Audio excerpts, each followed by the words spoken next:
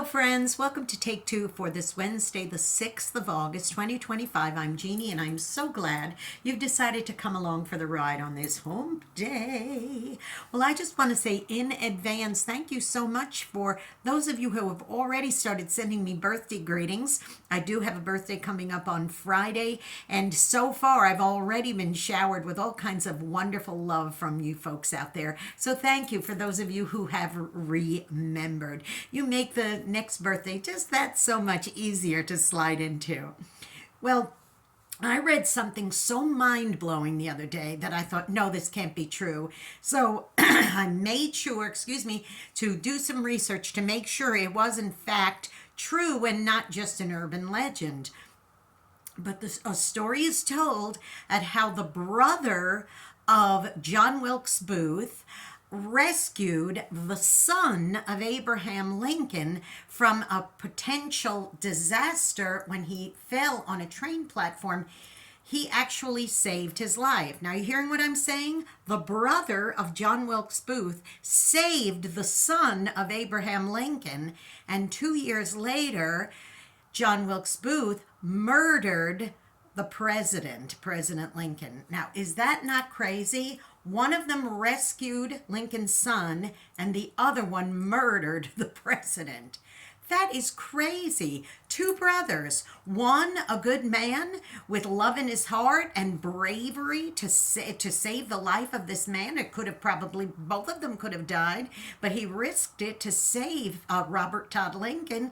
And then John Wilkes Booth goes and murders, assassinates the president. Two brothers, one went one direction and one went the other. Sometimes, boys and girls, you are born into a situation where you are, say, in a high-risk life. Maybe your parents were abusive, or maybe you grew up in a really bad neighborhood, or maybe there was all kinds of abuse that was, poured on you. And that will shape the way you live your life later on. But sometimes people just make very bad choices and try to blame it on their past. Now, there's these two men. I have no idea what the Booth's brothers' upbringing was, but one chose to be a murderer and the other one chose to be a brave man.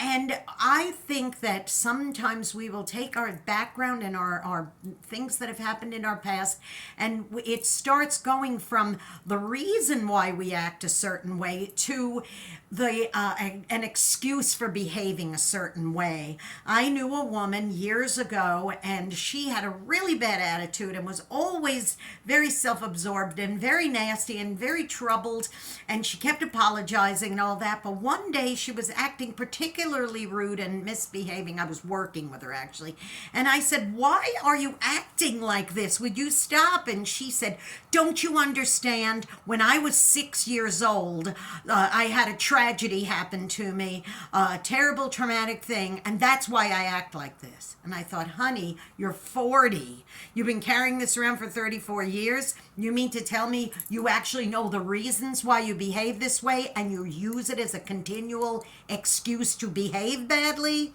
See, that's the key, boys and girls. You cannot take something that makes you behave a certain way and use that as a continual excuse to continue to behave badly.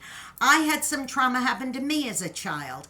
I know that sometimes the way I respond to things is because of that way back when, but I don't use it as a continual excuse for bad behavior. So stop and think, okay? Stop and think before you behave badly about anything, whether you're quick to lose your temper or quick to judge something, or you just have some really bad, nasty habits that you know that you shouldn't have. Don't continue to use what happened back then as a reason to continue doing bad in the future. Nip it in the bud, boys and girls. Nip it in the bud. Clearly, whatever the background was for the Booth boys, one of them decided to do good, and sadly, the other one decided to do bad. Do good. Choose good. Now listen, go out and be a blessing to somebody today, because you may end up being the only one who is. And please don't forget to subscribe to this YouTube channel if you haven't done so already. It's Jeanne Sigler, Jeanne Sigler. And don't forget to press that subscribe button Give me a thumbs up, helps with those algorithms. And don't forget also, please follow me on X. It's at Jeannie NY Woman, the little @ sign JeanneNY Woman. Hit the follow button and please tell a friend. Tune into my program every Saturday on UltimateOldiesRadio.com at 9 Eastern, 8 Central. It's called Through the Eyes of a New York Woman. You can hear a replay of that same program on Sundays on oldie700.com at 4 Central, 5 Eastern on Sundays. All right, you be blessed. Take care. And remember, please don't use that old stuff back there. Move forward and do good. I love ya. I'll see ya. Bye-bye.